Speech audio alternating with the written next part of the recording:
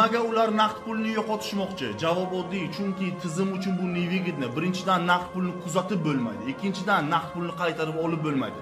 Tasavvur qil, sen 100 mingga borib nonvoydan non olding, nonvoy borib qassobdan go'sht oldi. Qassob borib o'sha 100 ming so'mni taksizga berdi. Va hokazo pul ketyapti boshqa kishidan boshqa kishiga o'tib. Va o'sha pul 100 kishi, 200 kishidan keyin qaytib o'zingizning qo'lingizga kelsa ham 100 ming so'm o'zingizning qo'lingizga keladi. Pul yo'qolmaydi, qiymatini yo'qotmaydi. Ammo bu narsa bank orqali bo'lsa, eng kamida bitta o'tkazma uchun bank 1% oladi. Eng kamida.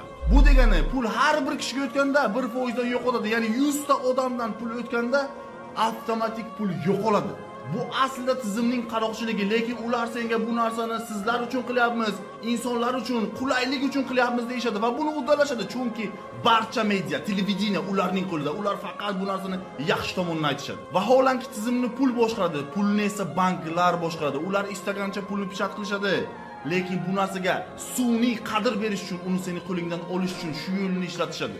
Mana nima uchun ular aslida naqd pulni yo'qotishmoqchi? Chunki ularga to'liq nazorat kerak, kuzatuv kerak, boshqaruv kerak. Ulardan yaxshilik kutma, chunki ular shu darajada ziqnaki, hatto 100 dollarlikka ketadigan 4 sentlik qog'oz va bo'yoqqa pul sarflashmoqchi emas.